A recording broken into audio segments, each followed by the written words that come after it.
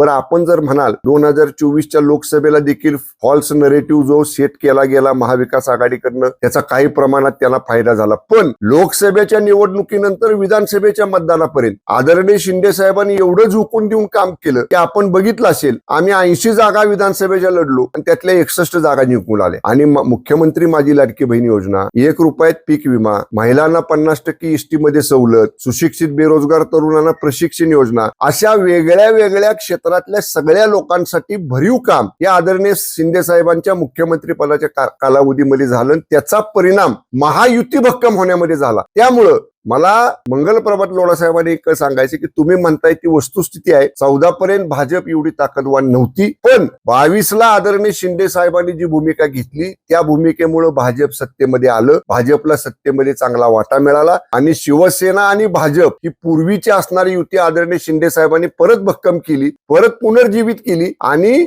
एवढ्या मोठ्या प्रमाणात महायुतीला यश मिळायला आणि भाजप ताकदवान व्हायला निश्चितपणे कुठं ना कुठंतरी 2022ला आदरणीय शिंदे साहेबांची उठावाची भूमिका आणि त्यामुळं पुनर्जीवित झालेली भाजप शिवसेनेची होती. त्यामुळं शिवसेना भाजप सत्तेमध्ये आली. तसं बघाल तर आम्ही सत्तेमध्ये होतो ना 2019ला, आम्हाला काय सत्तेतनं बाहेर जायची आवश्यकता नव्हती. बरं, पुढे काय होणार आहे, बहुमत होणार आहे का नाही, आमदारकी टिकणार आहे का नाही, हे असलं काय आम्ही विचार केला नाही. आम्ही शिवसेना भाजपची युती भक्कम करायची म्हणून आम्ही सत्तेतनं बाहेर पडलो. त्यामुळे याही गोष्टीचा मंगलप्रभात लोढांनी निश्चितपणे या पार्श्वभूमीवर गांभीर्याने विचार केला पाहिजे.